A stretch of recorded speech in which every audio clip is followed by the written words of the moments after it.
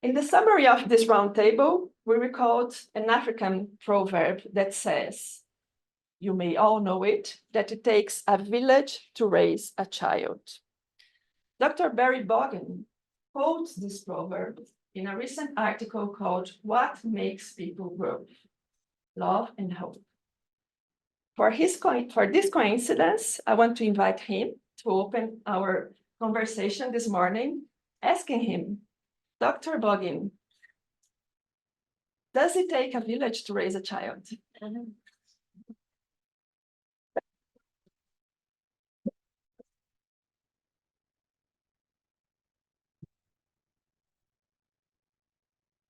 The answer is yes. Can I go home now? Not yet. Not yet, okay.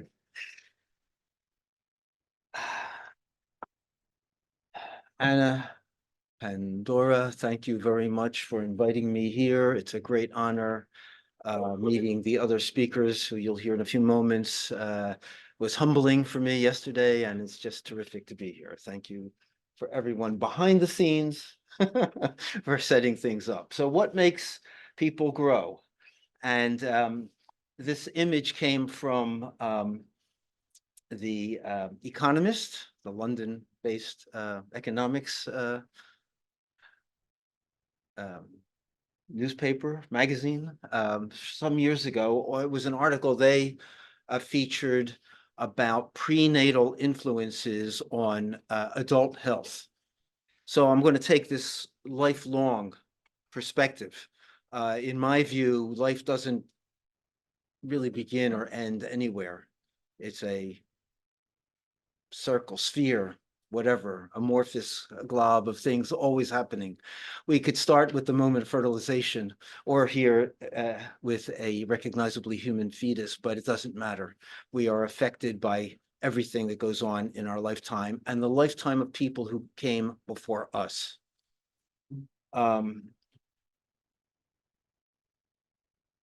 Seeing this reminded me of what William Shakespeare said some time ago. Our bodies are our gardens, to which our wills are gardeners. And that's nice to say, you know, that I can shape my own lifetime, but as we both agree, it takes a village, and a very large village, to shape our bodies and our lifetimes.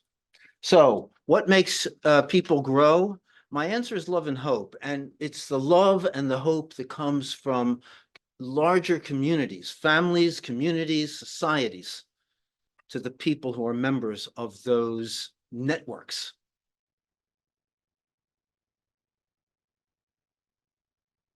Of course, young people, all people, need certain basic elements to survive. Food is absolutely essential. Most of my research in Guatemala, here in the UK, and other parts of the world has focused on looking at human growth in centimeters, in kilograms, in muscularity and fatness, in bone, as a reflection of nutrition and health. That was most of my career. Only now, since I retired, have I come to understand none of that really makes sense unless you also put it in the emotional, political, and social context, as well as basic biological needs. We need, of course, good healthcare, whether that is Western medicine, as you see here, or traditional medical systems that have existed through 99.9% of human history on this planet and still exist in most of the world today, non-Western medical technologies. We also need education. Again, whether that is formal schooling, as you see here, or whether it is the kind of education that most people have gotten throughout human history in informal family, community contexts. But we also must have love and hope with that meal, and with that medical care, and with that education. We have known the importance of love and hope for a long, long time. There's a review from the 1950s that goes back over 300 years of orphanage and hospital records. Hospitals were in the past the European past, were often places where abandoned infants and children were deposited. This is New York City in the 1920s, where every infant that went into the New York City foundling home under the age of 2 years old, under 24 months of age, every one of them that went in died or did not grow until that individual, that infant was taken out of the foundling home. The nurses, we know all of this from COVID, masked up, gowned up. They're doing their job. They're giving the food. They're giving basic health care, but there's no emotion. They can't make contact, real emotional contact with the infants. They did not grow. Doctors Chapin, Bogin, especially Dr. Spitz coined the term hospitalism to describe the medical condition that infants under 2 suffer under these conditions. So we know that a lack of love stopped physical growth and even killed. Come on now, there we go. Okay, failure to thrive is what we call it today. No physical growth. Hi. Without hope, people may survive, but they grow less in length or height, as shown by recent analyses of what I call SEPE effects, social, economic, political, emotional. You can't separate them. They're all tied together. And they reflect the quality, the moral quality of the societies in which we live. Inequalities in these social, economic, political, and emotional factors. Some people get much, much more. Some people get hardly any. They cause a risk for what we call in my field stunting, that is height growth or length growth that is, in statistical terms, more than 2 standard deviations below the expected. That means you're in the lowest 1.5% of length or height for your age and for your sex. Okay. Hope is nothing new. It's not, I didn't invent the idea of hope, as you all know. In 1885, this painting was made by George Frederick Watts, a British artist. He painted this at a time of both personal loss of hope because of the death, I think, of his grandchild. His, I believe his adopted daughter was giving birth and the child died, and or the mother died in childbirth. But it was also a time, 1885, in Britain and in the United States especially, of a tremendous economic depression and political recession, called by economists today, called the Long Depression. Started in the 1870s, lasted until the 1890s. It was caused by over speculation in railroads and other industrial period businesses. Many of them collapsed. People lost their money. People lost their jobs. In Ireland, people starved to death. In England, people were starving. In the United States, unemployment, very high inflation, banks were failing. Sounds like yesterday, right? Or tomorrow, right here, right now. That was going on for 20 years in Britain and in mostly the United States between 1870s, 1890s. These are data collected by a colleague of mine in Tübingen, Germany, Jörg Botten, Professor Jörg Botten. These are the lines for the United States and the United Kingdom. This is the period of the long recession. And these are average heights of men, the most vulnerable men in society, convicts and conscripts, people who were conscripted into the military.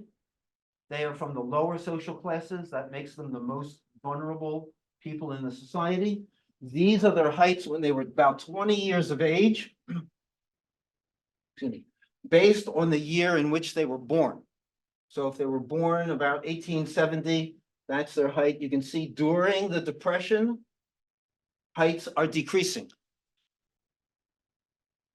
Height is used by historical economists, by anthropologists, by human biologists, by public health workers as a very sensitive indicator of the quality of life when you were growing up, because people take so long to grow up, prenatal life, about 20 years after birth, and we accumulate height little by little up through about age 17, 18 for women, 20 to 25 for men. It's a very sensitive indicator of the material and the moral conditions of any society.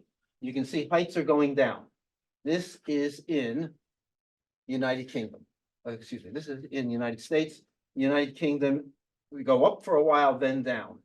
I have Italy and Japan here to show that there were countries unaffected by this. These countries were so poor and so feudal in their political and economic systems that the poor people didn't suffer anymore, because you can see how much shorter they were in Italy, Southern Europe, and how much really shorter they were in Japan during this period. Their heights only began to increase as they changed the feudal nature of their societies into something else. I won't say better, but something else. Okay. Elizabeth Luard, a British mother, food writer, and artist, in her 1996 memoir, Family Life, said, "The human mind can cope with anything but the loss of hope." This painting of hope by George Frederick Watts hangs in a museum near here. I can't remember which one off the top of my head. It is a young woman, which is the Western image of hope. She's sitting on a sort of undefined globe with an undefined firmament behind her. She is holding a lyre, a harp-like instrument. Only one string is unbroken. You can't see it here, but if you see the original or enlarge this on the Wikipedia page of this image, you will see there's just one star in the firmament right about there. Everything else is chaos and void. She's blindfolded. Where's the hope? This was Watts's metaphor for loss of hope during this time of societal tragedy and his personal tragedy. It was published in a newspaper in London. It sold out. People cut the image in black and white out of the newspaper. This is in 1885, hung it up in their homes. Then a small industry was created of reprinting the image, first in black and white and then in color, and it was a bestseller. People put this up in their home all over Britain and the US. They needed hope. Elizabeth Luard, lost hope when her oldest daughter died of cancer in her 20s.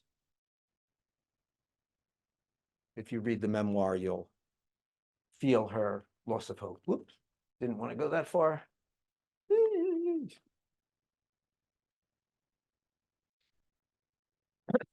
In 1959, the Reverend Dr. Martin Luther King gave his second most famous speech, not I Have a Dream, but the Shattered Dream sermon.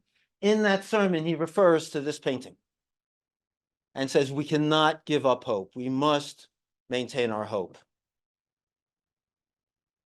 In 1990, a disciple of Dr. King, Reverend Jeremiah Wright, gave a sermon at a church near Harvard University, where he also talked about this painting and talked about Martin Luther King's Shattered Dream.